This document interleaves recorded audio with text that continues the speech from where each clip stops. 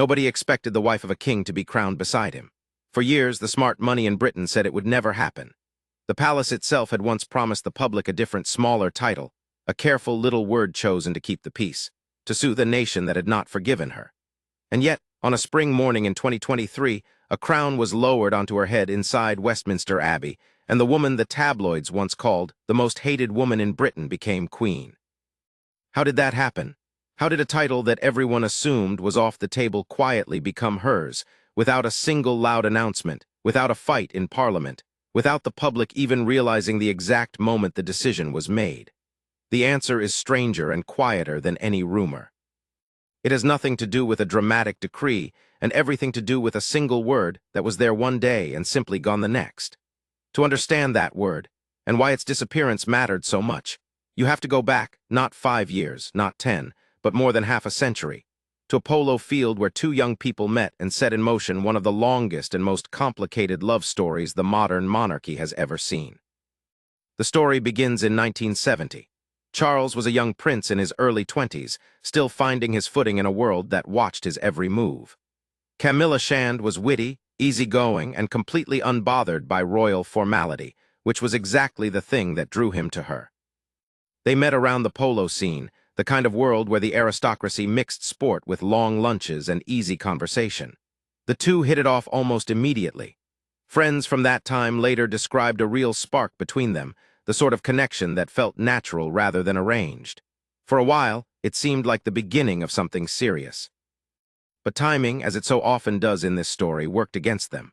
Charles joined the Royal Navy, following the tradition expected of a prince, and the demands of that life pulled him away for long stretches at sea. The relationship, still young and untested, could not survive the distance and the silence.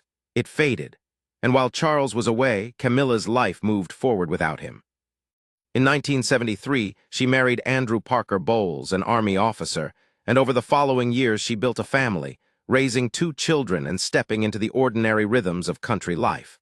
On paper, that should have been the end of the chapter. 2 people who once cared for each other, gone their separate ways, each getting on with their lives. It was not the end. The two remained friendly, moving in overlapping social circles, and the old warmth between them never entirely cooled. It is widely believed by royal historians that the closeness never really stopped, even as both of their lives followed very different tracks. This is the part of the story that would later poison Camilla's public image for decades, the sense that the connection had never been fully broken, only paused. Meanwhile, Charles was under enormous pressure. As the heir to the throne, he was expected to marry, and not just anyone. He needed a wife the country could embrace, someone young, someone with an unblemished background, someone who fit the fairy tale mold the public wanted from a future king. In 1981, he found her. Or rather, the world decided she was the one. Lady Diana Spencer was just 20 years old, 12 years younger than Charles, beautiful, shy, and instantly adored by the public. Their wedding on the 29th of July 1981 at St. Paul's Cathedral was watched by hundreds of millions of people around the globe. It was sold as the wedding of the century, a real-life fairy tale, a young woman marrying her prince in front of the whole world.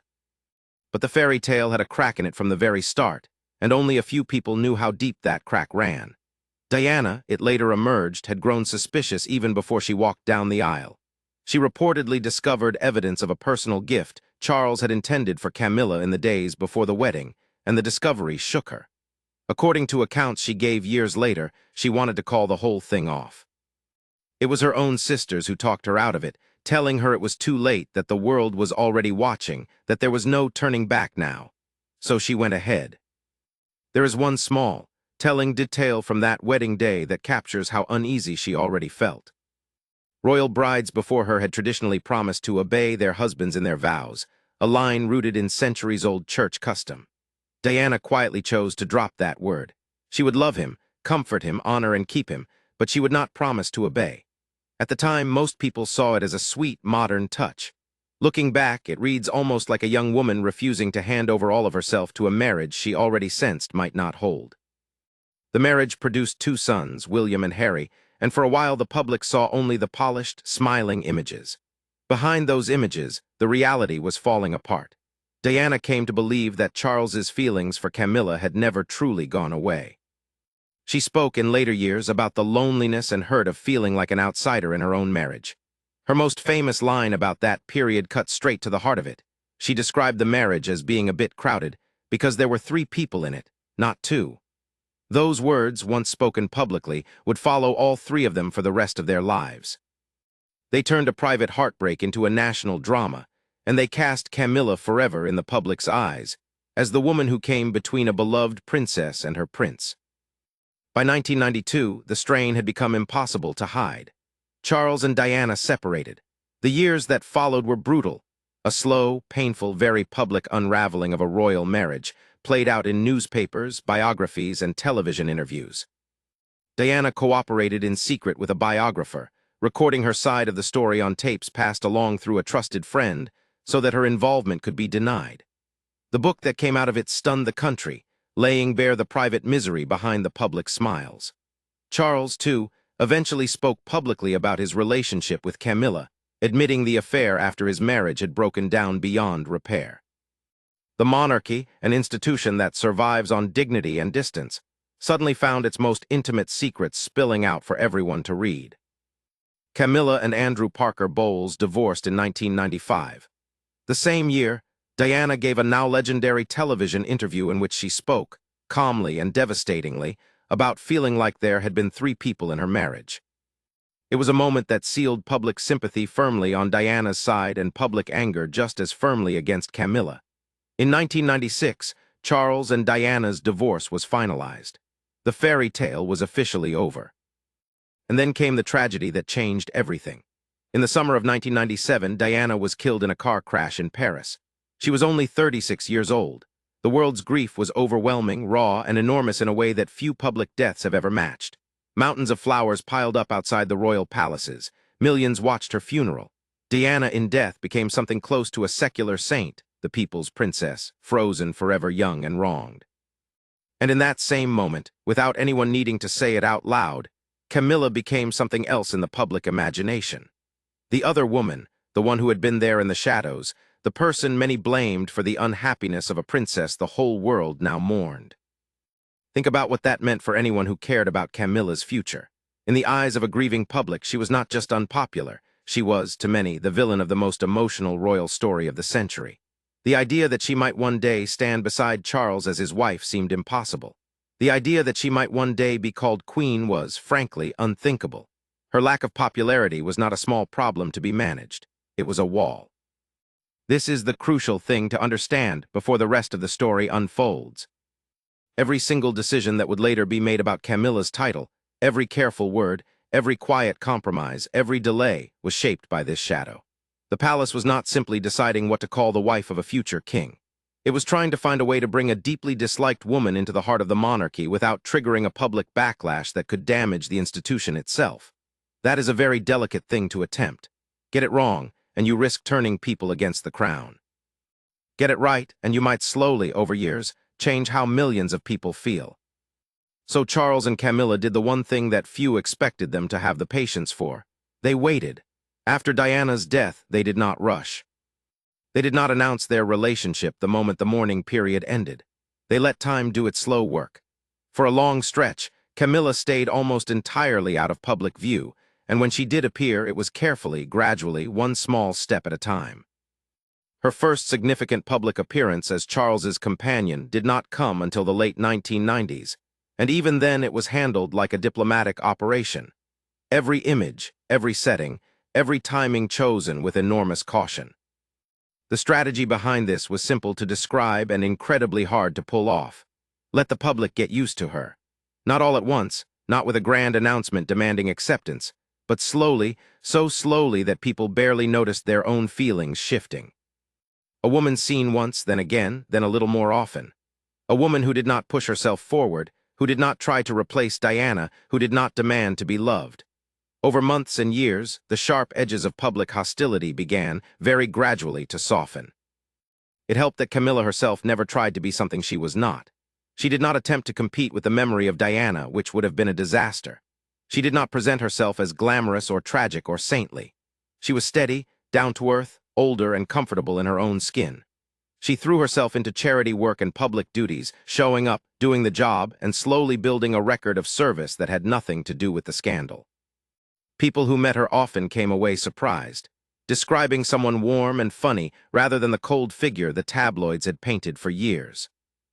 But make no mistake, as the new century arrived and Charles's relationship with Camilla became more openly acknowledged, the great unanswered question was already hanging in the air.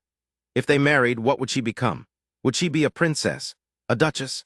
And the biggest, most explosive question of all, the one that would take nearly 2 decades to fully answer, could she ever possibly be called queen? The palace knew that question was coming. And long before any wedding was planned, the people around Charles were already thinking very hard about how to handle it, because they understood something the public had not yet fully grasped. The answer to that question could shape how the whole country felt about the monarchy for a generation. The stage was set, the wounds were still fresh, and the most delicate title decision in modern royal history was about to begin. A promise made in 2005 sat quietly at the center of everything that came later, and almost nobody remembers it now. When Charles finally married the woman he had loved for more than 30 years, the palace made a very specific pledge to the British public. A pledge designed to calm the nerves of a country that still had not made its peace with her. That pledge was about a word, a title, a carefully chosen label meant to signal that Camilla would never reach too high, never claim too much, never take the one crown the public was not ready to give her. For years that promise held, and then without fanfare it was quietly set aside.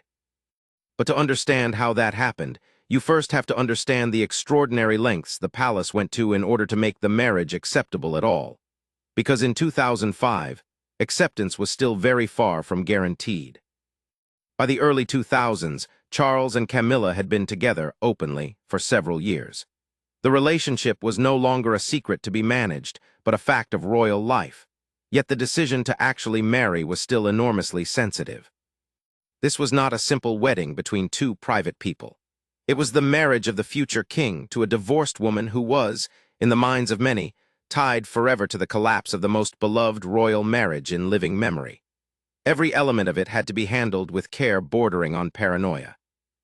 The wedding was announced in early 2005, and even the announcement came wrapped in reassurance. The couple would not marry in a grand cathedral ceremony echoing the spectacle of Charles's first wedding. That would have been unthinkable, an insult to the memory the public still held dear. Instead, they would marry in a civil ceremony, a quieter, more modest affair, deliberately scaled down. The setting chosen was Windsor, away from the enormous public stage of a place like St. Paul's. There was even a small hiccup that delayed the date. The wedding had originally been set for the 8th of April, but it had to be pushed back by a day because the original date clashed with the funeral of Pope John Paul II, which Charles was expected to attend. So the marriage finally took place on the 9th of April 2005, in a civil ceremony at Windsor Guildhall. It was a world away from the golden carriage and the balcony kiss of 1981. This was two people, both previously married, both older, quietly making things official. One detail of that day speaks volumes about the delicacy of the situation. Queen Elizabeth II, Charles's mother and the reigning monarch, did not attend the civil ceremony itself. As the head of the Church of England, her presence at a civil marriage of a divorced heir carried complicated religious and constitutional weight. She did, however, attend the religious blessing that followed. After the legal civil ceremony, the Archbishop of Canterbury led a service of blessing at St. George's Chapel in Windsor, and there both of Charles's parents, the Queen and Prince Philip, were present. Around 750 guests gathered for that blessing. The message was carefully balanced. The monarchy was giving its approval, but in a measured, cautious way, mindful of the feelings of a nation that had not forgotten. And now we come to the promise, the single most important decision of that entire period, and the one that would echo for the next 18 years. When two people marry into the royal family, their titles usually follow automatically from the husband's rank. Charles at that time was the Prince of Wales. By the strict rules of royal titles, that should have made Camilla the Princess of Wales the moment she married him. Legally, technically, that is exactly what she became. But she would not use it, and this was no small thing. The title Princess of Wales belonged, in the hearts of millions, to one woman and one woman only, Diana. Diana had carried that title through her marriage, kept it after her divorce, and it had become so completely fused with her memory that for Camilla to walk around calling herself the Princess of Wales would have been seen as an act of breathtaking disrespect. It would have undone every careful step of the slow rehabilitation. It would have reopened the wound at the exact moment the palace was trying to let it heal. So Camilla stepped aside from her own legal entitlement. Out of what the palace framed as deference to Diana's memory, she chose not to be called the Princess of Wales. Instead, she took a lower, softer title drawn from one of Charles's other junior ranks. Charles was not only Prince of Wales, he also held the title Duke of Cornwall. And so Camilla became known as the Duchess of Cornwall. In Scotland, where Charles held the title Duke of Rothesay, she was known as the Duchess of Rothesay. She carried the feminine versions of his various lesser titles, but she deliberately left the great, emotionally loaded one untouched. This choice was clever and quietly powerful. It let her join the royal family officially as the wife of the heir, without ever laying a finger on the title the public associated with the woman they still mourned. It was a signal repeated every single time her name was spoken. She was not trying to replace Diana. She was not reaching for what had been Diana's. She would take the humbler title and leave the sacred one alone. For a public still sensitive to any hint of arrogance from her, this mattered enormously. But the deference did not stop at the Princess of Wales title. It reached all the way up to the biggest question of all, the crown itself. Everyone understood that Charles would one day become king, and by every normal rule of the monarchy, the wife of a king becomes queen. When a man ascends the throne, his wife is traditionally styled queen, specifically a queen consort, meaning she holds the title of queen because she is married to the ruling king, though she has no ruling power of her own. That is simply how it has worked for centuries. The wife of a king is the queen. Except in Camilla's case, the palace was not at all sure the public would accept it. And so, at the time of the 2005 wedding, Charles's office made a remarkable and unusual public statement. They announced that when the day came for Charles to become king, Camilla would not use the title queen. Instead, she would be known by a different, invented-sounding title, Princess Consort. Stop and consider how strange that was. There is no real historical or legal tradition behind a title like Princess Consort for the wife of a British king. It was not a standard, established rank waiting to be used. It was, in effect, a specially designed compromise, a way of saying to the public, "We understand how you feel, and we promise she will never claim the full title of queen. She will be his wife, she will be at his side, but she will hold this lesser, gentler title that keeps her below the throne rather than on it beside him." It was a reassurance dressed up as a title.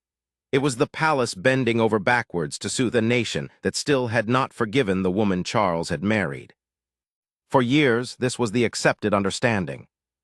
Ask anyone in the mid-2000s what Camilla would be called when Charles became king, and the answer was Princess Consort. It was the official line. It was the promise.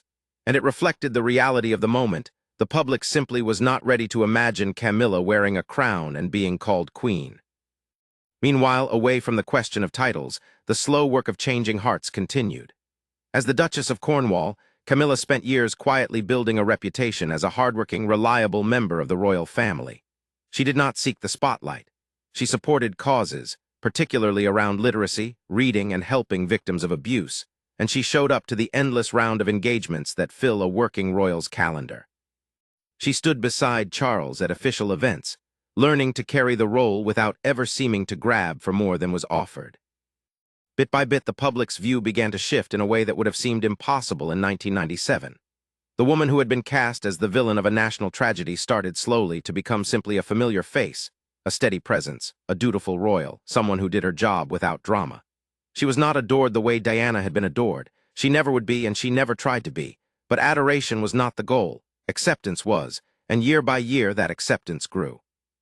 It helped that Camilla seemed to genuinely understand her place in the story. She did not fight the public's memory of Diana. She did not try to rewrite history or demand sympathy.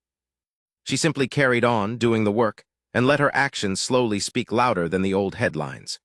People who had once loathed the very idea of her found, over time, that their anger had cooled into something closer to indifference, and then, for many, into a grudging respect. Charles, for his part, never wavered in his commitment to her. Through all the years of scandal and slow rehabilitation, his devotion to Camilla was one of the few constants. He had waited decades to marry her. He had endured the collapse of his first marriage, the death of Diana, the public blame, and the endless scrutiny. And now, married at last, he seemed determined that she would be recognized properly, not as an embarrassment to be hidden, but as his true partner. That determination would matter enormously when the moment of truth finally arrived. Because here is the thing about that 2005 promise of Princess Consort. It was made at a particular moment, for a particular reason, to calm a particular mood. But moods change. Public feeling is not fixed forever. And the woman who made the promise necessary, in a sense, was the reigning queen and the courtiers around her, reading the temperature of a grieving nation. What none of them could fully predict in 2005 was how much would change over the following 17 years.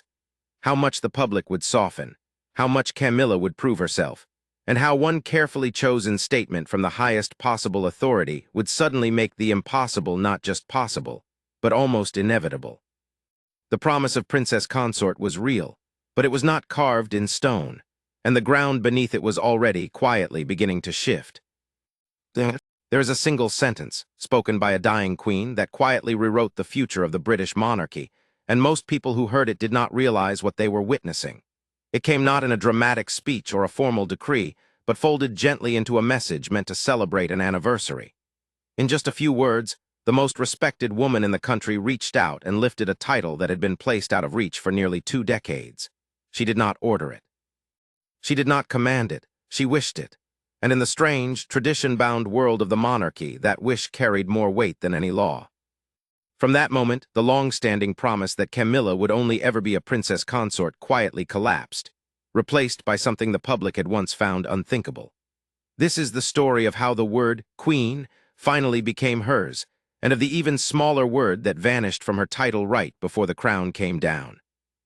By early 2022, the world Camilla lived in had changed almost beyond recognition from the hostile place of 1997.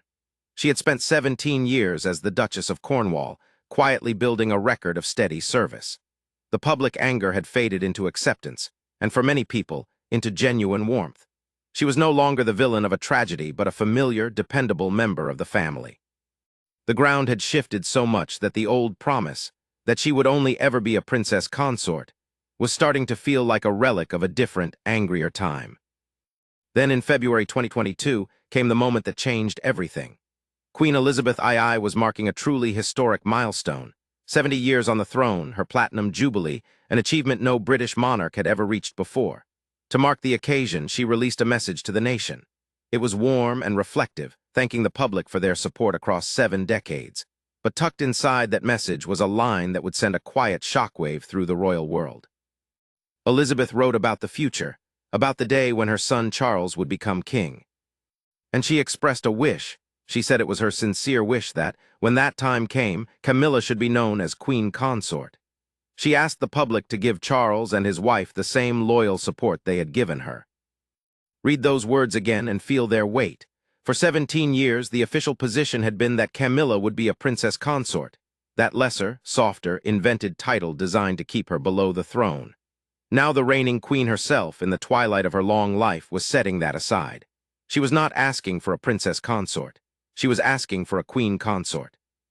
She was, in effect, using the enormous moral authority she had built over 70 years to hand Camilla the title the public had once found impossible to imagine. It was a masterstroke, whether intended that way or not. Elizabeth was, by an enormous margin, the most trusted and respected figure in the country. If she had simply died and left Charles to decide his wife's title, any move to make Camilla queen would have looked like Charles grabbing for it, forcing his long controversial wife into a role the public had never agreed to. There would have been grumbling, resentment, perhaps real backlash. But because Elizabeth herself asked for it, because it was her sincere wish, expressed publicly while she was still alive, the whole thing was transformed. Now, to accept Camilla as queen was not to reward the other woman. It was to honor the final wishes of a beloved monarch. Elizabeth had given the nation permission, and more than permission, she had made it feel like the respectful thing to do. The timing turned out to be poignant. Just months after releasing that message, on the 8th of September 2022, Queen Elizabeth II died. Her 70-year reign, the longest in British history, was over. The nation was plunged into deep mourning, and in the very same instant, the machinery of succession began to turn. Charles was now the king. And by the ancient rules of the monarchy, and by the blessing his mother had given only months earlier, Camilla became queen. At first, she was styled Queen Consort. This was the title Elizabeth had wished for her, and it made sense in the immediate aftermath. There was a practical reason for the consort part as well. The country had just lost Queen Elizabeth II, and calling Camilla simply the Queen so soon might have caused confusion. Blurring the line between the monarch everyone was mourning and the new king's wife. So in those early months, she was Her Majesty the Queen Consort, a way of clearly marking that she was queen because she was married to the king, not a queen who ruled in her own right. For a while that was the title, but as the mourning period passed and the country moved towards a new chapter, a subtle change was made, one so quiet that many people missed it entirely, yet one that carried real meaning. As preparations began for the coronation, the word consort started to disappear. The shift showed up in small official ways. On the invitations sent out for the coronation, she was styled simply as Queen Camilla, not Queen Consort, just Queen. The palace had quietly dropped the extra word. By the time of the coronation itself, the official style was Her Majesty the Queen or Her Majesty Queen Camilla, matching the way queens who were wives of kings had traditionally been styled through history. The consort had been there, and then without any grand announcement, it was gone. Now it is important to be precise about what this change actually meant because it is easy to misunderstand. Dropping the word consort did not give Camilla any new power.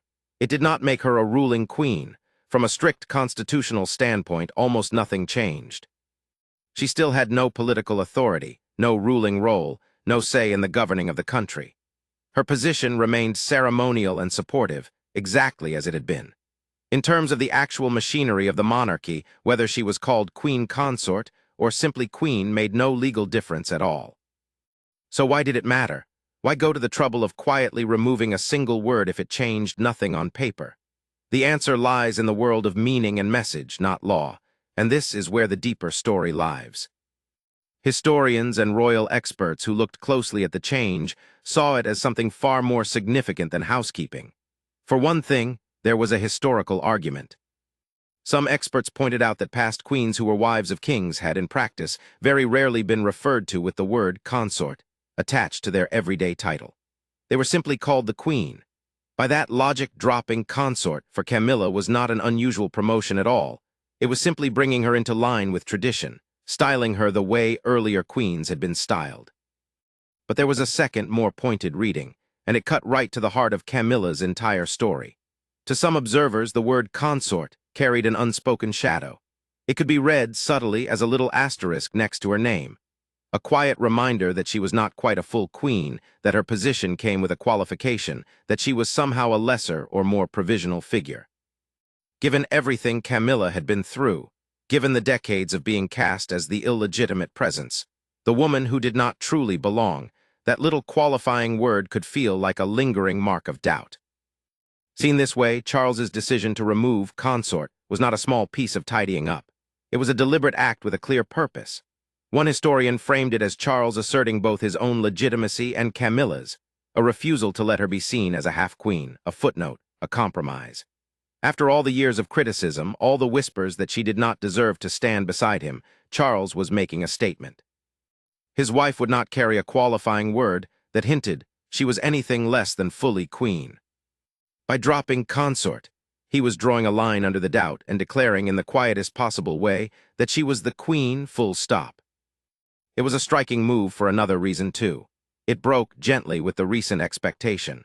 The public had been prepared over years for a princess consort and then for a queen consort. To slide from that to simply queen was, in its own understated way, a bold assertion, and it worked precisely because it was understated.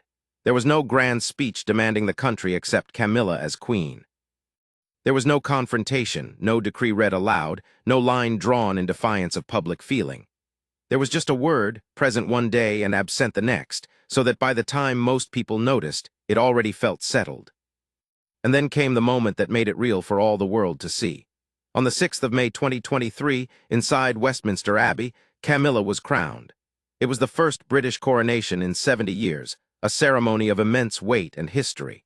She was crowned Queen Camilla alongside King Charles III, a woman who had once been described as the most disliked figure in the country, the woman the palace had once promised would never claim the title. now had a crown placed upon her head in the most sacred royal ceremony there is. The journey that had begun on a polo field more than 50 years earlier, that had passed through scandal, tragedy, decades of public hostility, and years of patient rehabilitation, had reached a destination almost nobody in 1997 would have believed possible. But even a coronation does not close the book on the question of Camilla's title, because the monarchy is always looking to the future, and there is one more chapter still waiting to be written, one that has not happened yet, but that royal watchers already discuss. The question is this: what happens to Camilla's title if she outlives Charles? Because here is the rule that many people do not realize. The title of queen, in the sense that Camilla holds it, comes from being the wife of the reigning king.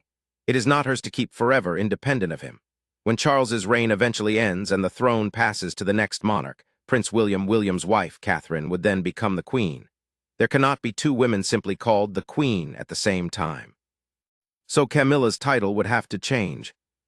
The most likely title she would take in that situation is Queen Dowager, a traditional style meaning the widow of a king. It would acknowledge that she had been queen, honoring her years in that role, while clearly distinguishing her from the new king's wife. It is worth noting how rare this title is. The last time a British royal used the style of Queen Dowager was nearly 200 years ago, and Camilla's case would be different from the most famous recent example. When King George VI died in 1952, his widow became known as the Queen Mother, but that title reflected the fact that she was the mother of the new reigning monarch, Elizabeth II. Camilla is not the mother of the future king. William is Charles's son from his marriage to Diana. So the Queen Mother style would not apply to her. She would most likely be Queen Dowager, a figure with no constitutional role, free to continue supporting her charities if she wished, but stepping back from the center of royal life. It is a fitting, slightly melancholy note on which the story pauses.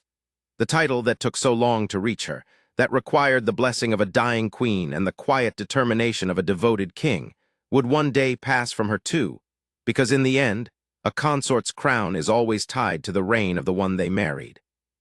Look back over the whole journey and the shape of it is remarkable. A young romance interrupted by duty, decades in the shadows as the other woman. A marriage the public was not ready to accept, softened by a humbler title chosen out of respect for the dead. A promise that she would only ever be a princess consort. And then, years later, a single sincere wish from the most respected woman in the land, a quiet dropping of one small word, and a crown lowered onto the head of a woman the whole country had once refused to imagine as queen. There was never an urgent decree stripping anyone of anything. The real story ran the other way entirely.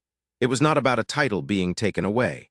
It was about a title, against all odds, finally being given one careful, patient step at a time.